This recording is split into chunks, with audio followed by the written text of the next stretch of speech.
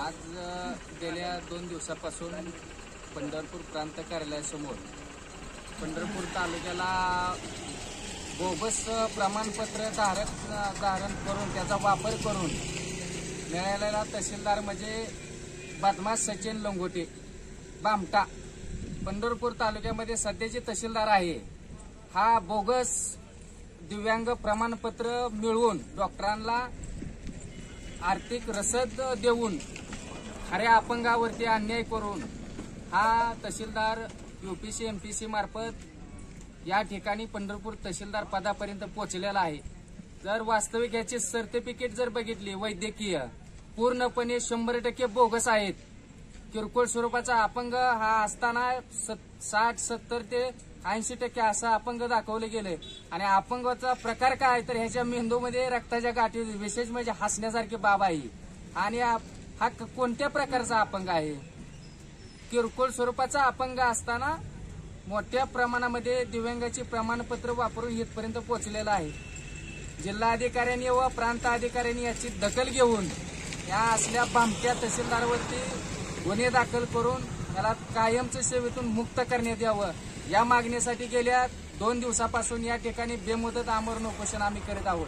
परंतु अद्यापही या भामट्या शासनानं या आंदोलनाची दखल कोणत्याही प्रकारची घेतलेली नाही.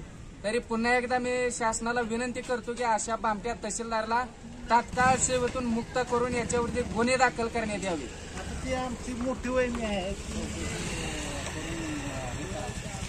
तात्काळ त्याची चौकशी करावी आणि गुन्हे दाखल करावे. त्याच्यावर जे काही लागतील ते पुरावे प्रमाणपत्र माझ्याकडे आहेत. शासनाला मदत करण्याची माझी पूर्ण तयारी आहे. तहसीलदार एकटाचा अपंग सर्टिफिकेट घेऊन आहे का आणि काय?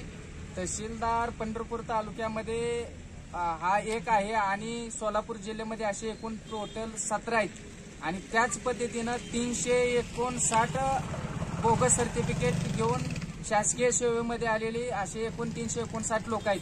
त्यापैकी हा तहसीलदारचं नाव सचिन लंगोटेचं 3 नंबरला आहे बोगस प्रमाणपत्राच्या यादीमध्ये. अनुकंपाखाली लागलेली किती बोगस आहे? अनुकंपाखाली लागलेली एक 250-300 कर्मचारी आहेत. अनुकंपाचा याच प्रकारे असाच बोगस प्रकार आहे.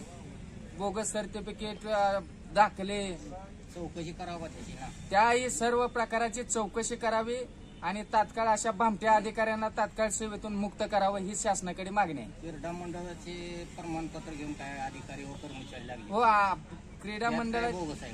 क्रीडा मंडळाचे जे प्रमाणपत्र घेऊन जे लागलेले आहेत 100%च बोगस म्हणता येणार नाही म्हणा, पण त्याच्यामध्ये 10 ते 15% बोगस प्रमाणपत्र आहेत. या प्रमाणपत्राला खरे कारणीभूत म्हणजे शासकीय डॉक्टर आहेत. डॉक्टर यांनी बोगस प्रमाणपत्र आर्थिक रसद घेऊन दिलेली गेलेली आहेत. त्यामुळे संबंधित प्रकरणामध्ये डॉक्टरांवरही गुन्हा दाखल होणं गरजेचं आहे. त्यात पुढारी सामील आहेत का? राजकीय नेत्यांचं वर्ध असल्याशिवाय या गोष्टी होऊ शकत नाहीत. राजकीय नेत्यांनी जे अशा बेकायदेशीर गोष्टींना पाठीशी घातल्यामुळे बेकायदेशीर अधिकारी सेवेमध्ये आहेत.